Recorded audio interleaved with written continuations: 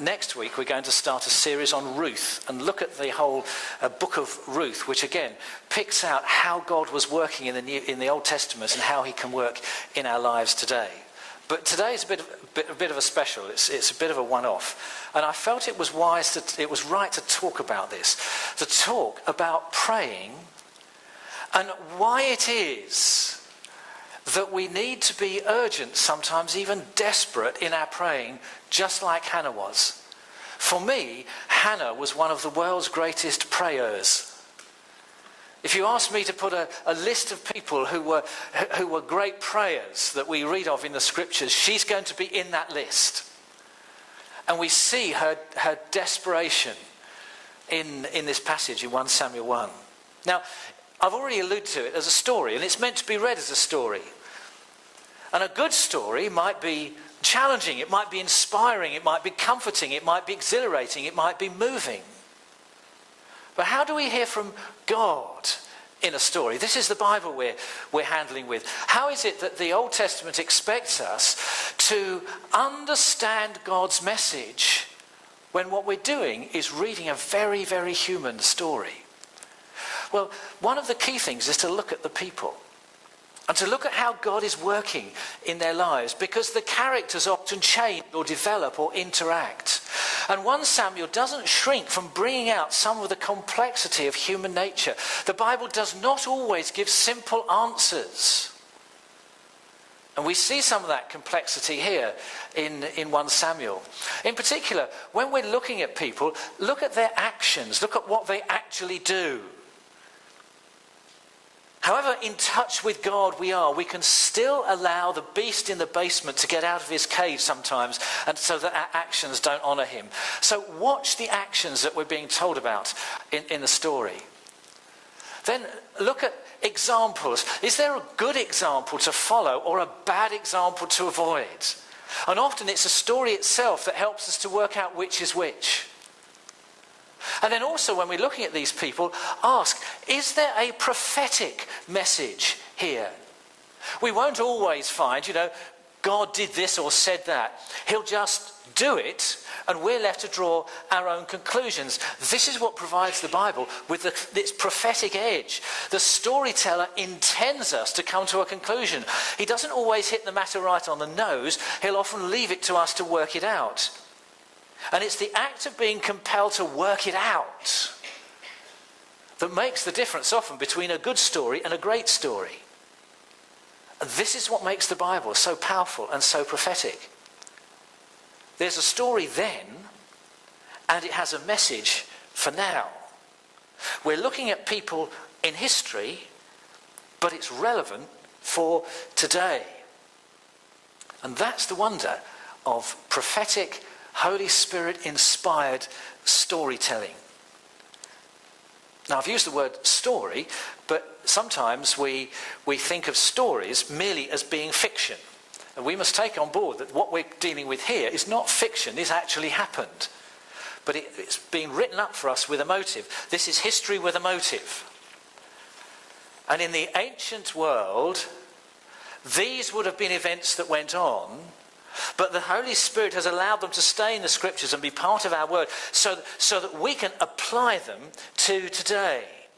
And so we're going to see this morning the story of a lady wrestling with infertility. Now, if that's not a common problem, if that's not a contemporary problem, tell me what is. There are many more couples than we anticipate who wrestle with this question. But not only was she trying to cope with infertility, she was also trying to cope with an unsympathetic husband, an unhelpful church leader, and several other things in her life, not least of which there were 2 wives and the other one kept taunting her. And we're going to unpack that as we go through. Now, this passage in this book of 1 Samuel is treated in the Hebrew Bible as one of the former prophets. In other words, through all of this text, the Lord is speaking. The Jews saw it and still see it as a prophetic book rather than simply history. And so that's why I use the phrase, it's history with a motive. Yes, it's history, these happened, but there's a reason why these things are recorded for us, and we can apply it today. And incidentally, if you would like to read a bit more of this, you can go on in 1 Samuel if you like. If you would like to read a bit, try reading it out loud. Because we are people who receive information in books, nice flat-bound books. Of course, that was never the case in their day. And the scriptures in their day were, by and large, read for an audience to listen to. And in fact, they were written in such a way that they could be read well. You might be interested to know that the Hebrew Bible always had the vowels missing. Only the consonants were recorded. Because the Bible was considered to be a living book, and it would only come alive if it lived in somebody's mind. And so the Levites in particular, and the priests that followed them, the Levites were expected to learn the Old Testament and learn the whole thing with the vowels in there. And so the text wasn't the thing cast in stone that we have today. It was the aid memoir, so that the living word in the mind of the priests and communicated to the people could be kept accurate. So they wanted a balance between accuracy, that's why the consonants were written down, and also life, a living word. That's why the priests were expected to learn it and communicate it as compellingly as they possibly could. So as you read 1 Samuel, or read a lot of the Old Testament, you'll find that it has this feel of being written so it can be read out loud, especially some of the Psalms. I mean, they're just wonderful, which of course is why we sing so many of them. So that's true of 1 Samuel. So we're dealing with a text that's to be read out loud. We're looking at individuals and people and going to try and see the way they interact. And all the way through, we're going to be saying, Lord, what are you saying to me from this? Well, the first character I want us to look at is Elkanah. Elkanah, he's a Ramathite, a Zuphite from the hill country of Ephraim. And you get his genealogy there. I'm sure we know all those characters well. Well, I don't. But that just puts him into context. And for someone in their day, this will put him into a very particular family context. They would know which family and which tribe Elkanah came from. And Elkanah means God has created a son. Now, isn't that ironic in the light of what is about to happen? Even Elkanah's name carries the idea that a son will follow him.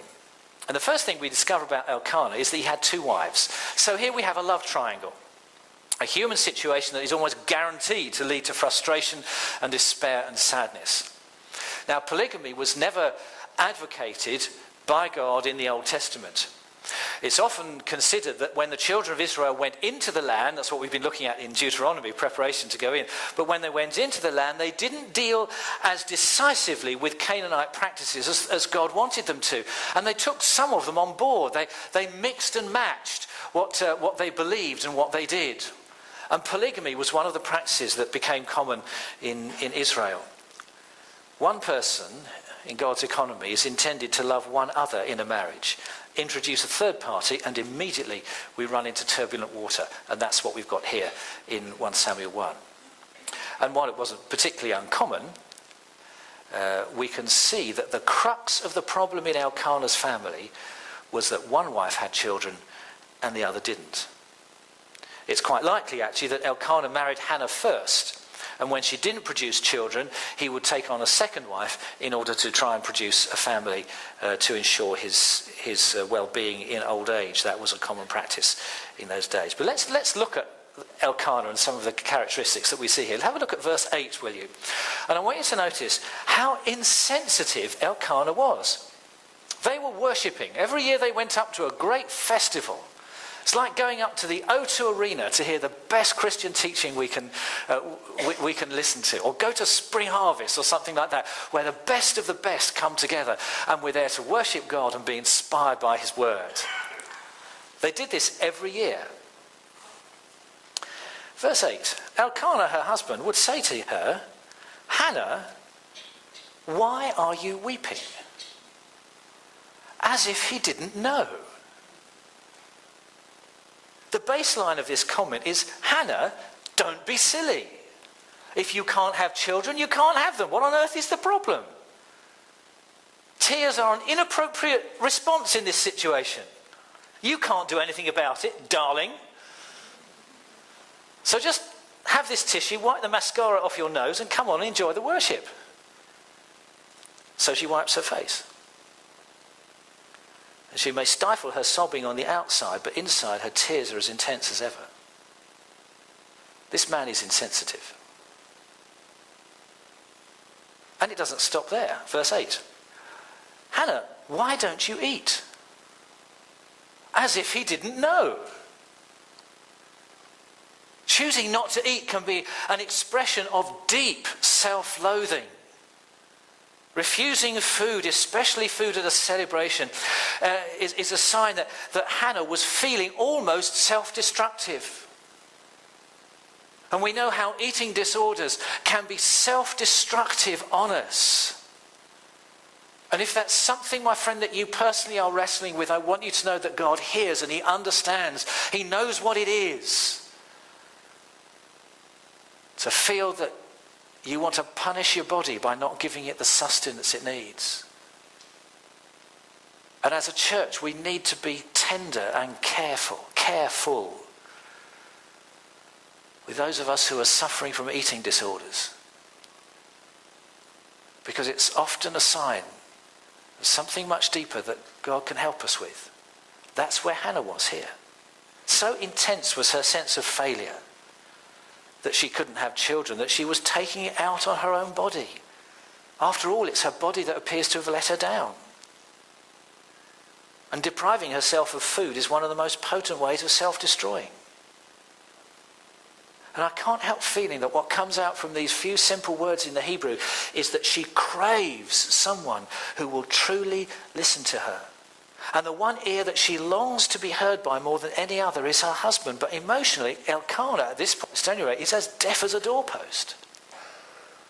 And it doesn't stop there. In verse 8, he says to her, "Why are you downhearted?" As if he didn't know. My guess is that he married this vivacious, contented, outgoing wife whose character now seems to have changed beyond recognition just because she can't get pregnant. So he says to herself and to Hannah, we've got a family. I've given you a family. The place is teeming with children.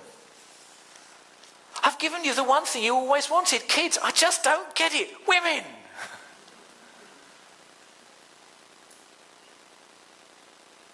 And it doesn't even stop there. Look at verse 8. Don't I mean more to you than 10 sons?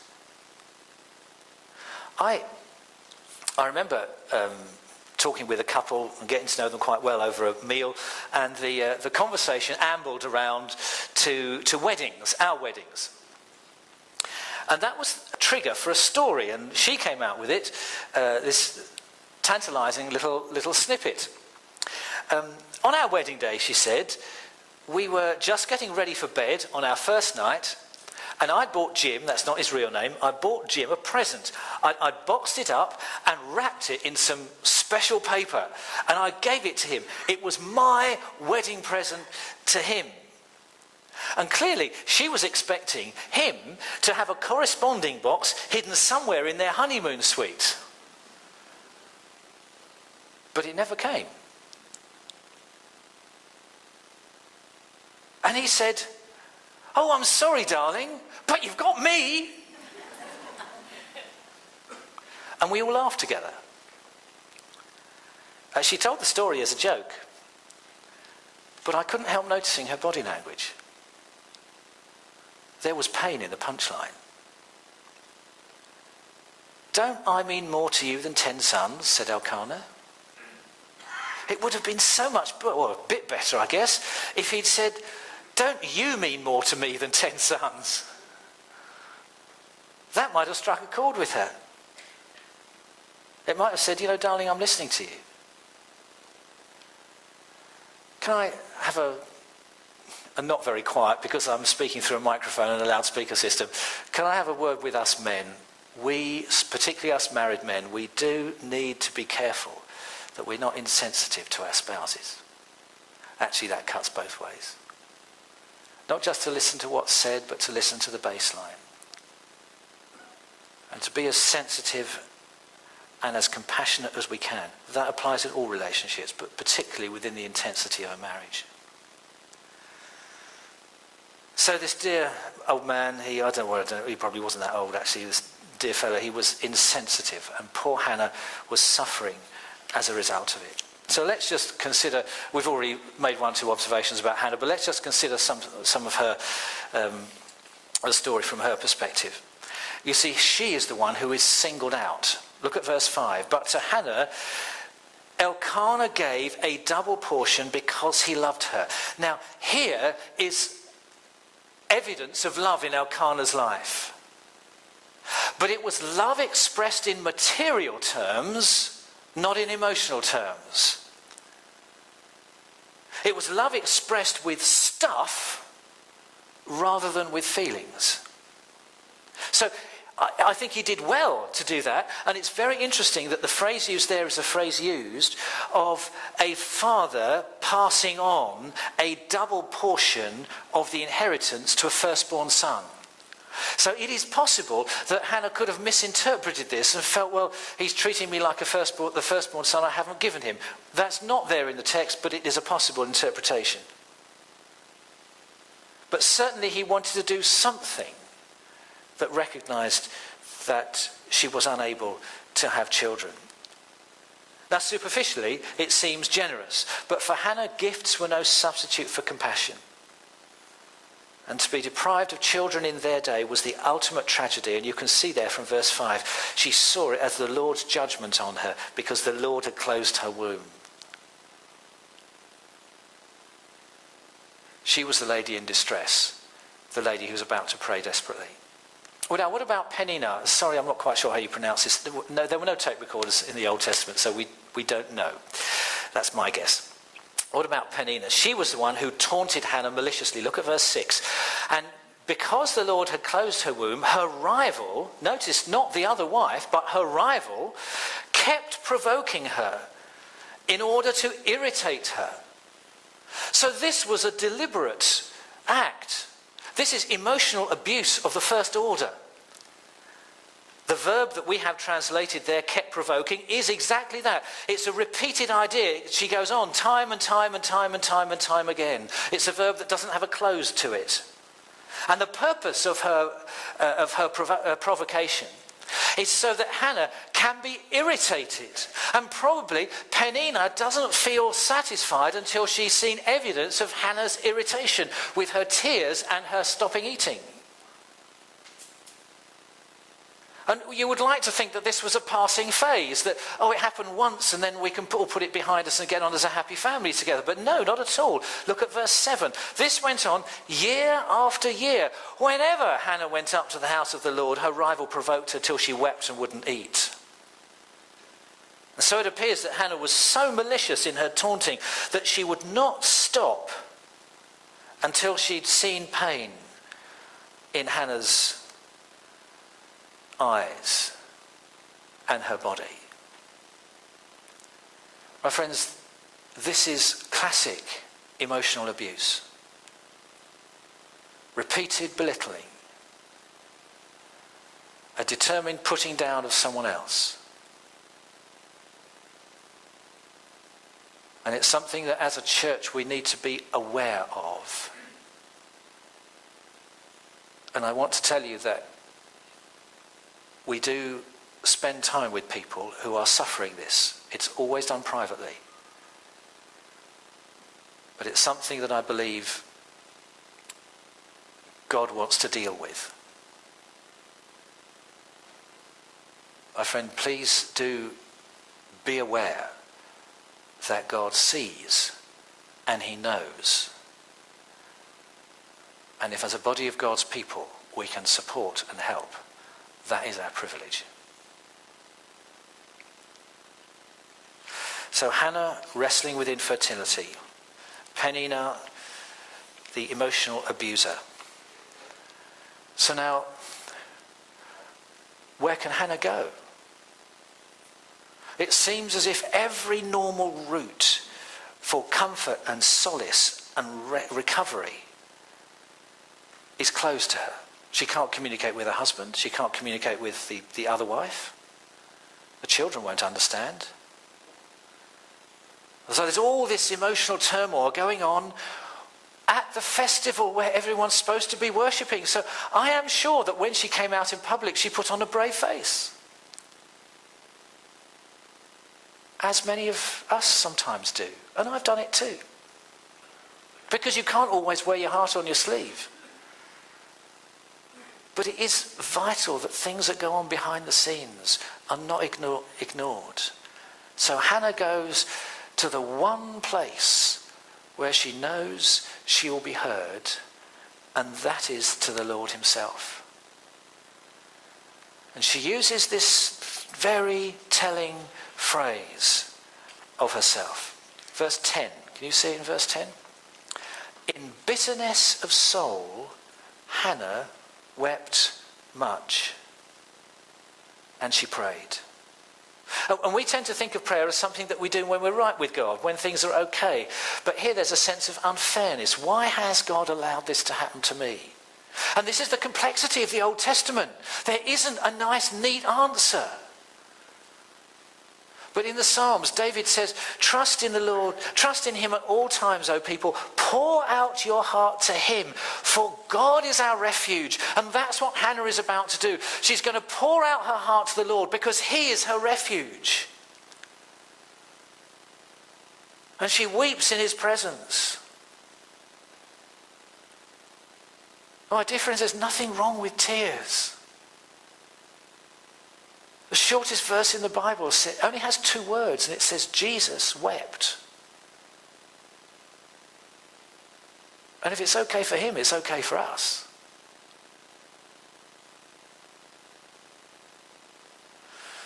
And I believe that what she did then was vital, crucial to what God was going to do in her life in the next few months. You see, can we just press the pause button here?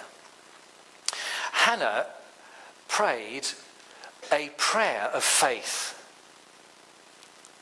But if we press the pause button, we have to recognize that Hannah was not out of the wood.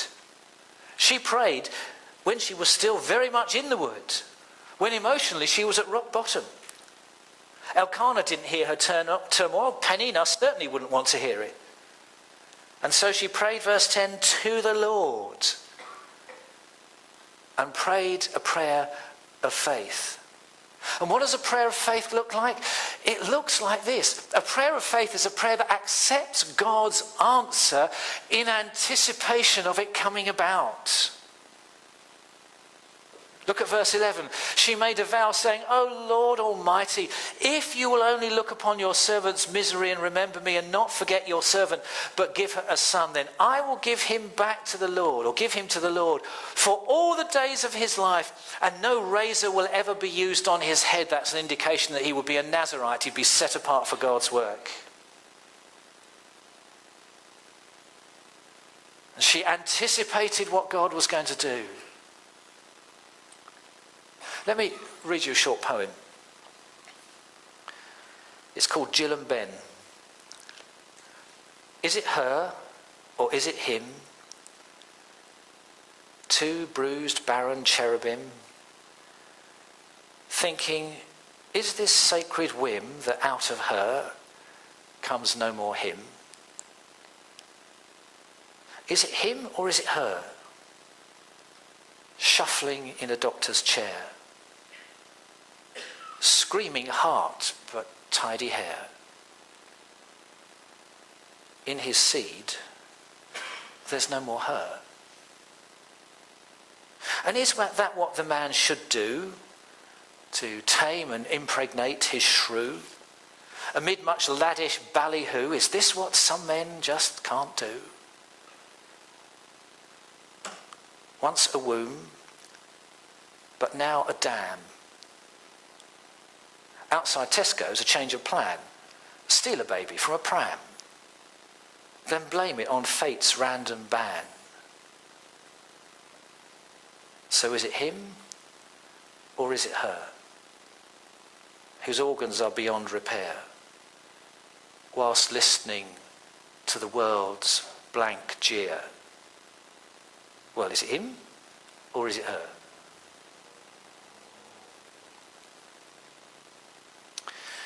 Here was a dear and faithful woman facing the biggest hurdle of her life. And she prayed a prayer of faith. And in my book, that's what makes Hannah one of the greatest prayers in the scriptures. And she made a promise that she fully intended to keep. Have you ever done that? Ever tried to bargain with God? Lord, if you get me out of this mess, I'll serve you in some way. Or if you provide this for me, I'll tithe my income. In reality, it would be foolish to think that we can ever bargain with God. After all, we have nothing to bargain with. Everything that we have belongs to him. I'm only giving back to him what belongs to him in any case. I have no right to pat myself on the back and say, well, you got a good one out of God today, didn't you, mate? No. Whatever he gives me as an answer to prayer, he gives me out of his undeserved generosity. That's what grace is all about. It's giving when I don't deserve. And she didn't care about being misunderstood as she prayed. Look at verse 13. Hannah was praying in her heart and her lips were moving, but her voice was not heard. Eli, the priest, thought she was drunk. And here, if there's one person she felt she could go to, it must be the church leader. It must be the priest at the festival. But even he misunderstood her and thought she'd had too much booze. But she still continued to pour out her heart to the Lord. Surely, my friends, if there is any place where we should be free to pray urgently and earnestly for people and for ourselves and for our church and our nation, it's got to be here. Surely this is the place above all others where we can pour out our heart to the Lord and know that he hears us. Oh, God, deliver us from formalized routine praying that sends earth to sleep and leaves heaven unmoved. Because that's what made her a great prayer. And I said there that she accepted God's answer in anticipation. You can see this in verse 18. She said, may your servant find favor in your eyes. And she went her way and ate something, and her face was no longer downcast. Now, isn't that interesting? She's prayed a prayer of faith. She anticipates that God will do something. She doesn't know what yet because it hasn't happened. It's going to take 9 months, for goodness sake. But look, she's no longer downcast. And she's eaten something.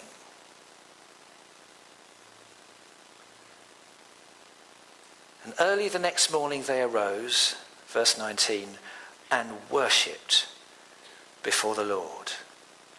Her whole being had been changed by this prayer, even though she hadn't yet seen the answer. Hannah's body changed, she ate something.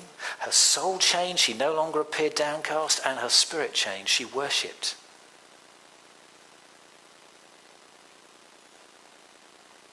Can I ask, are there any Hannahs here this morning?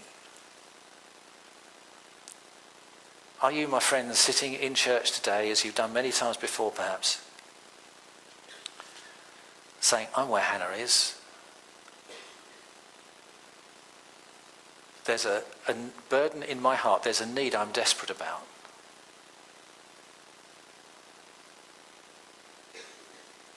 I'm going to suggest that we bow our heads in prayer, and that if you're one of those Hannahs, that you put your hand up in a moment, not yet, so that you can see and God can see and I can see, but no one else can. And we're going to bring those prayers to the Lord. And we're going to ask him to do in us what he did in Hannah.